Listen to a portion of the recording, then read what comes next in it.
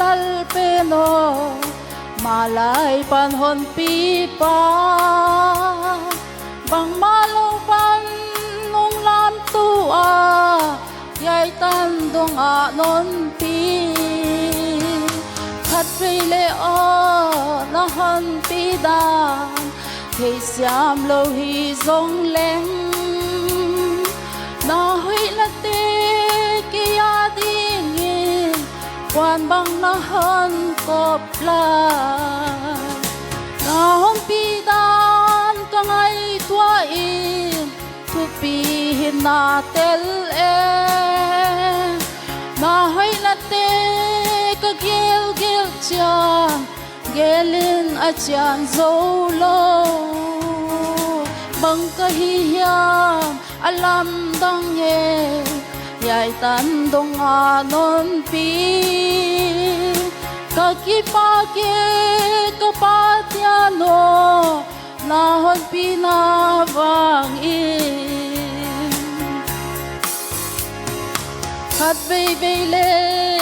hak sat na te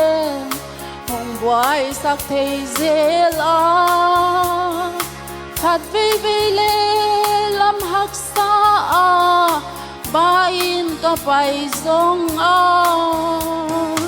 na khut ha ti na han pi a tam so lo in non pi yai tan mel mu a ka om so na hoi na vang hi e na han pi dan tang ai tua in thu pi hin na tel le na hoi la te ka gel gel cha gelin a chan zo lo bang ka hi yam alam dang ye yai tan dong a non pi ka ki pa ke ka pa tia no na hon pi na vang in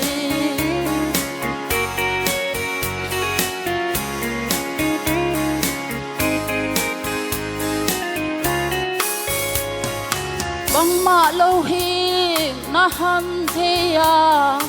le vui bang lel ka hi song to pa na han ko ka tua kya zong hun lua e hi song war zo na lon pya la ke di na chu pi nge na hon ko tua na lian lua e sim tu na lel zo lo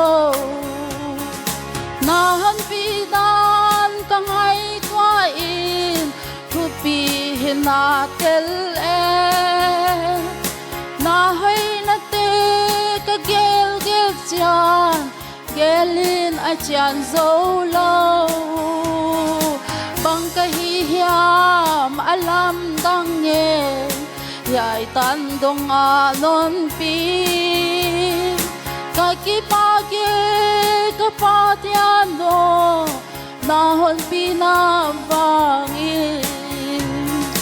na hon pi dan ka ngai tua in thu pi hin na tel e na hoi la te